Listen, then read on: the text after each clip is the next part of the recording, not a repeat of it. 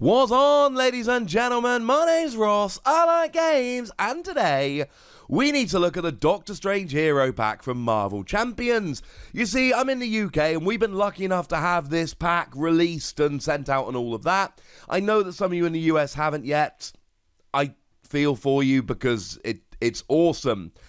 And I want to start reviewing these packs, and I know not all of you agreed to my 4 review, and that's absolutely fine, but the good news is this one is unbridled positivity. It's ridiculous. I am in love with Doctor Strange. It might be my favourite hero yet, and that's bearing in mind what a gigantic Spider-Man fanboy I am. I also think, straight out the box, and I generally want to review these out of the box because not everyone wants to do deck building, and also with deck building the options are so numerous it gets kind of confusing. But out of the box, this is a great set. Now, Doctor Strange itself, the big hook is that you have an invocation deck. That is a deck of 5 cards that is face up off to the side, and you can essentially interact with the top card of that deck. Stephen Strange has an action that lets you discard the top card of your invocation deck, and the reason you do that is to cycle through so the card you want is on top. Now, important to note here, it does not exhaust you to use that action. The rule is you exhaust if it tells you to. Like it does on Doctor Strange, where you exhaust him and pay the cost of the top card of the invocation deck and use it. Or to put it simply, you exhaust Doctor Strange to allow you to play the top card of the invocation deck, which in a vacuum might sound not brilliant, but is absolutely brilliant. We'll get there in a second. In terms of the stats, he's nothing particularly special. 2 thwart, 2 defense, 3 recovery, hand size of 6, hit or 5 in hero mode, but there's a way around that. The hit point of 10 is slightly low, but it doesn't feel low like the 9 of Black Widow does. The 1 attack is quite low, but you often don't end up really using it anyway.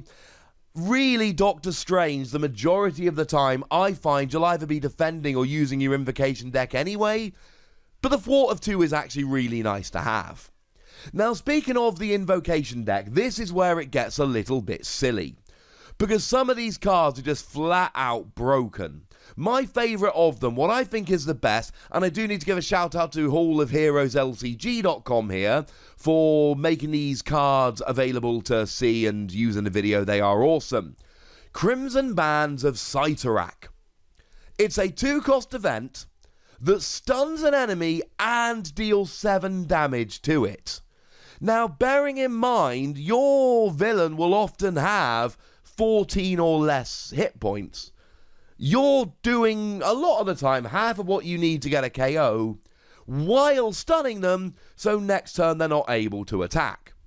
Now, one of the things I found with this is that it actually combos beautifully with the Iron Fist ally that you get in the deck. Now, it is a protection card, you don't have to play it with Doctor Strange, but you can if you wish. And like I say, out of the box, you do. And it's got a ridiculous skill. I mean, 1 thwart with a consequential damage is fine. 2 attack with a consequential damage is actually really good. 4 cost is really quite payable, it's fine. I rarely struggle to play Iron Fist down. And the free health is lower than you'd like, but only because it's awesome.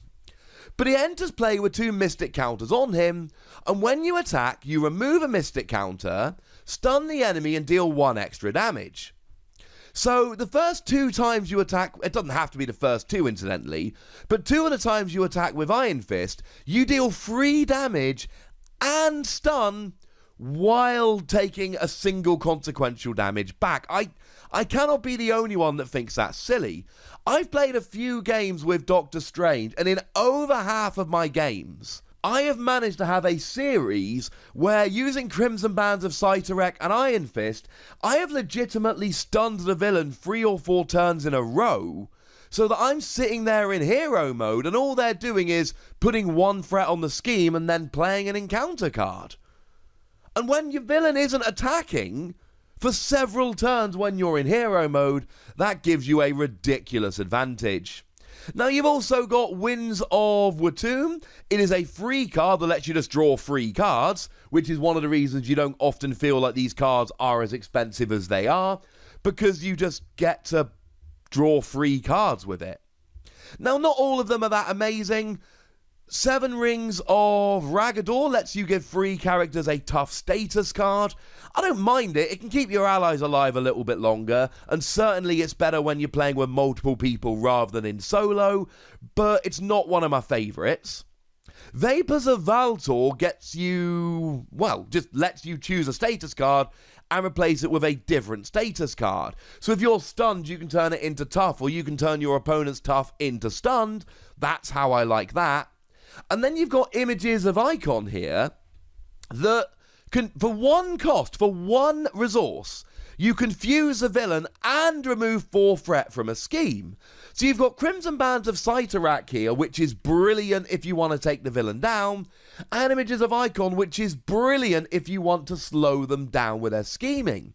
So you take away 4 threat and confuse them so they can't scheme next turn. The Invocation deck is really good, and that's why the stats of Doctor Strange don't interest me as much as they do other heroes, because when I've got the chance of attacking for 1, or paying 2 cost to attack for 7 plus stun, I know what I'm going to choose most of the time. Now, there are some other cards in the Doctor Strange pack specifically I do want to shout out. Magic Blast is a great card. For 3 cost, you deal 5 damage to an enemy and discard the top card of your deck. Physical Resource, you stun the enemy. Energy Resource, you deal an extra 2 damage. 7 for 3 cost is ridiculous. Science Resource, you confuse them. Or if you hit any resource, it's actually all of them. So you deal 7 damage plus stun plus confusion, which can be a little bit silly.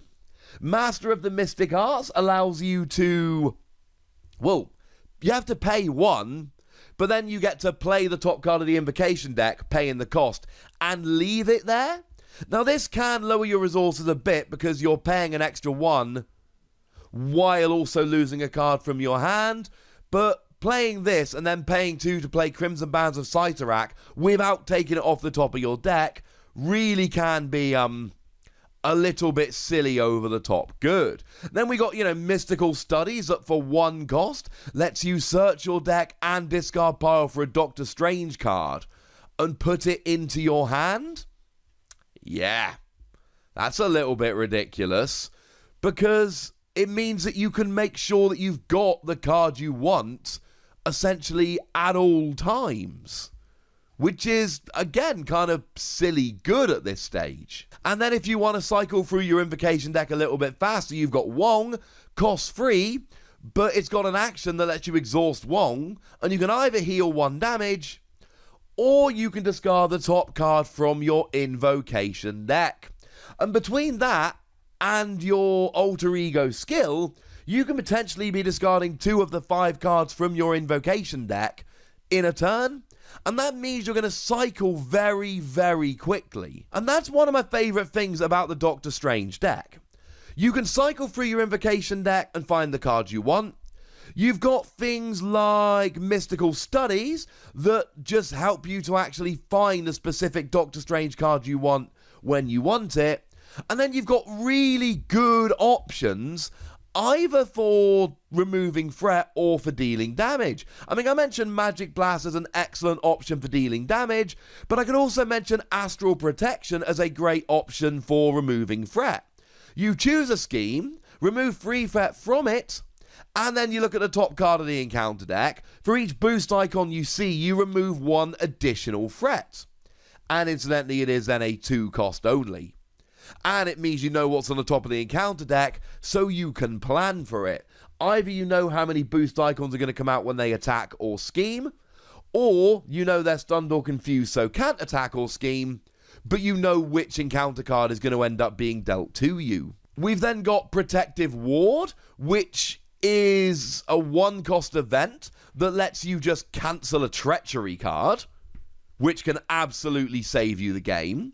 Sanctum Sanctorum, a 1-cost support that lets you exhaust it, shuffle a spell card from your discard pile into your deck, and draw a card. And bearing in mind, these spell cards, you're looking at things like Magic Blast or Astral Protection or things of that nature, which are brilliant cards. So not only do you get to recover a card, bearing in mind Mystical Studies helps you search these cards out, this helps you recover them, so these really good spell cards you're going to be able to use over and over again more easily than you would in other decks. And you get to draw a card with a support that only costs 1 to play in the first place. Now, Avengers Mansion is a basic card that pops up in a lot of the pre-made decks. It is a 4 cost, and you get to exhaust it and draw a card.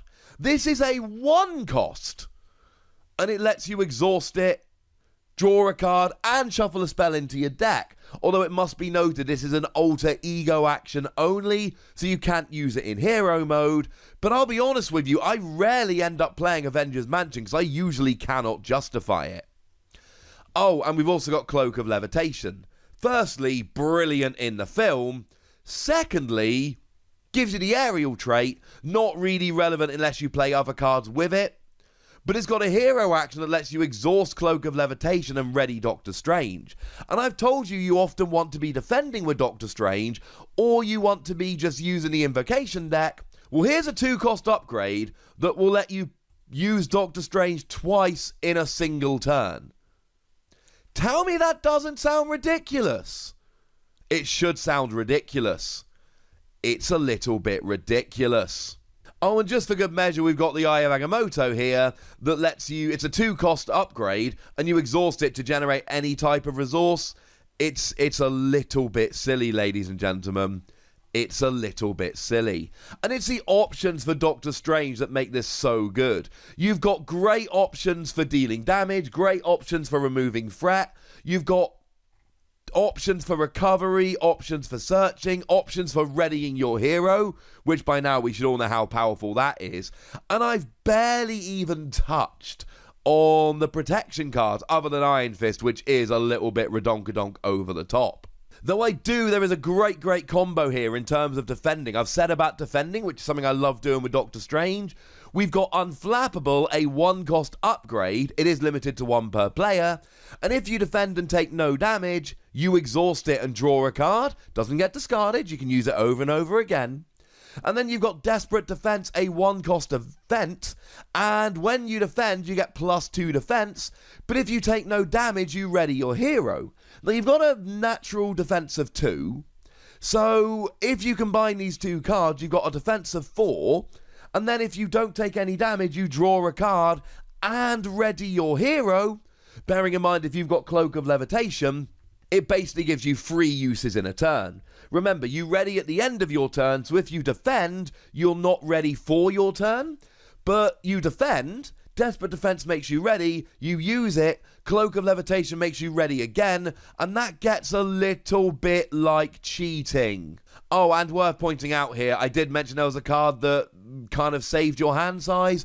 The Sorcerer Supreme gives you +1 hand size in hero form. So that's how we make sure we actually have a hand size of 6 as Doctor Strange. So you're even covered in that regard. Now, I suppose I should give a quick shout out to the Nemesis here. It is Baron Mordo. Baron Mordo is kind of brutal, I'll be honest with you. 5 health is quite high, 2 scheme, 2 attack. But when he attacks you, you discard the top card of your deck. Physical resource, you're stunned. Lightning resource, take 2 damage. Science resource, you are confused. And if it's a multi-1, you take all of the above. So this can hurt you, but then again, it's still no Loki that just won't go away, so at least it's not that bad. As for the side scheme, it's Open the Dark Dimension. You place the top card of the invocation deck face down under the scheme. Annoying because it then doesn't give you access to that card. And also it gives an acceleration token, so you have to take an extra encounter card. It is not the worst villain out there. It's not the worst Nemesis minion, but it's fairly harsh as far as Nemesis minions go. But honestly, I think Doctor Strange might be the strongest hero. I've put a bunch of time in with all of them, and I'm a huge fan of Spider-Man and Iron Man. I've kind of fallen in love with Captain America, as I think has everybody, and I'm loving Black Widow. Review of that one to come later this week or next week. But I think in terms of it's got options, it does everything, it's amazing, I don't think you beat Doctor Strange. I really don't. I mean, if you want a weakness for the deck, basically the weakness is you might not get set up. You might have the wrong invocation card on the top of the deck for the right turn, and you might not draw into the cards you need when you need them. Because honestly, when you do draw into them, this is a phenomenally powerful hero deck. I adore it. And obviously, if you want a recommendation, I would recommend this over any of the other hero decks. If somebody came to me and said, Wossy, I can buy one hero pack, but I can only buy one hero pack, which one do I go for? I'd tell them Doctor Strange. I think it is the best of them, and I mean that very sincerely. But I'd like to know what you think. So let me know in the comment section. Go nuts, me nice. And then make sure you like this video, subscribe to this channel, and follow me on Twitter at the Wossy, where we talk Marvel Champions and a whole bunch of other games. And please do consider checking out patreon.com/PTCG Radio, where you can support the channel, get some bonus podcasts, all kinds of fun things. But by far the most important thing as always, look after yourselves till next time, would ya? Thank you very much for watching. My name is Ross, and you've been watching Wossy Plays.